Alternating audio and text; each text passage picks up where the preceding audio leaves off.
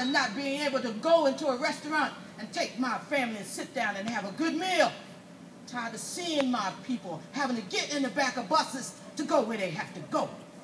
And just as he raised his arm, an angry man, a sheriff came running across the street with all these men behind him, and he rushed up to my daddy and pushed him against the wall and said, "Look here, boy, you know we don't allow that kind of noise in our town.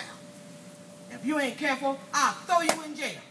And you get them kids and your wife and get on out of this town before I throw you in jail." And just as he raised his hands to defend himself, my mama said, "John, don't give that man no cause to throw you in jail. We got these children to raise. Let's go home."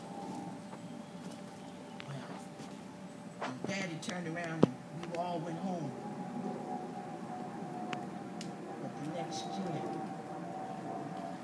down in Alabama, there was a movement. And that man, Martin Luther King Jr., he was leading the movement. And I had a brother named George. He said, "Mama, I'm going to join that movement. And when I come back, we're going to have us a new day here." And he went on and joined that movement. When he came back with a new idea. And we started putting up signs and marching around and boycotting just like they told us to do. And we marched and marched, and then that civil rights bill was passed, enabling us to do things that we couldn't do before. We started voting in people who respected everybody in our town. Didn't matter what color they was. But you know, time went on and calmed down a little bit, but I got grown. And so there came a time when I said, you know, I've been down south a long time. I think I'm going to go up north, see how it is up there.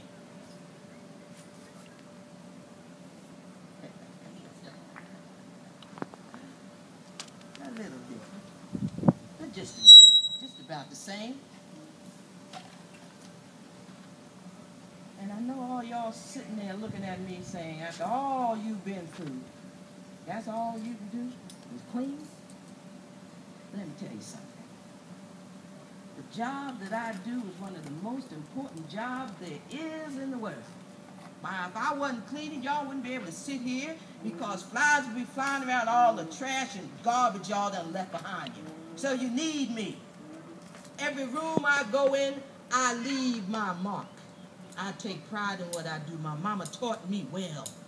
And when I leave that room, it's got a sweet smell and a shine that nobody else can do but me. I take pride in what I do. What Martin Luther King said, if you're going to be a good street sweeper, sweep it clean.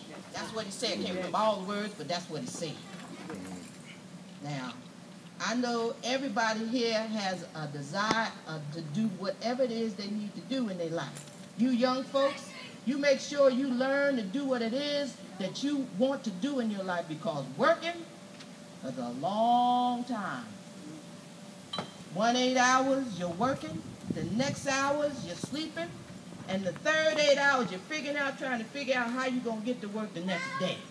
So you make sure that whatever it is you want to do in your life is something that you enjoy, because it's going to be a long time before you retire. Now, Lord have mercy. My mama always said I talk too much, but I felt good telling that story. But I got to get on back to my job. I can't have these people firing me. I got to work hard and make sure they know that Norma's been here. But I'll see y'all later. Bees of hay. I tell you, what a time. You've come a long way. Now, usually, as you get older, always somebody gonna say, grow up and stop playing.